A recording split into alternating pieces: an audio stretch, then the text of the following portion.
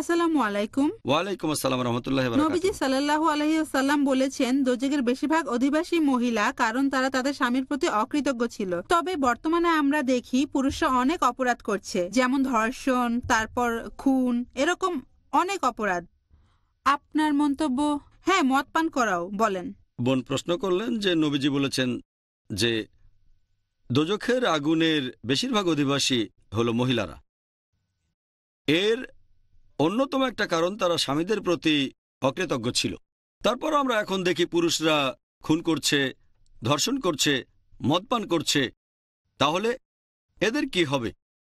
যদি আপনি ভালো করে দেখেন, বর্তমানে পৃথিবীতে বহুবিবাহ নিয়ে অন্য প্রশ্নের উত্তর আমি বলেছি যে পৃথিবীতে পুরুষের চেয়ে মহিলা বেশি। যদি আপনি এভাবে ধরে নেন সাধারণ একটা অঙ্কের সমীকরণের মতো যে একই পার্সেন্টেজের পুরুষ এবং মহিলা দোজখের অধিবাসী হবে, আর একই পার্সেন্টেজের পুরুষ এবং মহিলা তারা বেহেশতের অধিবাসী হবে, এবং একই পার্সেন্টেজ দোজখে। যেহেতু পৃথিবীতে মহিলা সংখ্যা বেশি, দোজখেও তারা বেশি হবে, তার মানে বেহেশতেও মহিলা বেশি হবে ইনশাল্লাহ।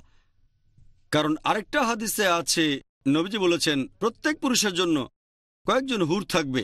এভাবেও যদি হিসেব করেন তাহলে বেহেশতেও মহিলার সংখ্যা বেশি হবে। তাই এত বেশি হতাশ হবেন না, এখানেও কিছু ভালো জিনিস আছে। আমাদের নবীজি বলেছেন যে বেশিরভাগ মহিলা দোজখে যাবে। এর অন্যতম একটা কারণ হচ্ছে তারা স্বামীর প্রতি অকৃতজ্ঞ ছিল।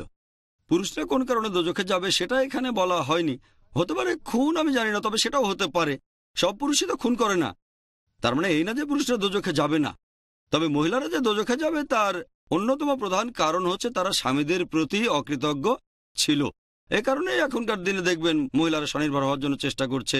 এই চেষ্টা করতে গিয়ে তারা কোরআন সুন্নাহ থেকে দূরে সরে যাচ্ছে। হাদিসটা ঠিক আছে, তবে তার মানে এই না যে পুরুষরা দোজখে যাবে না। আর বেহেশতেও মহিলাদের সংখ্যা বেশি হবে না। আশা করি উত্তরটা পেয়েছেন।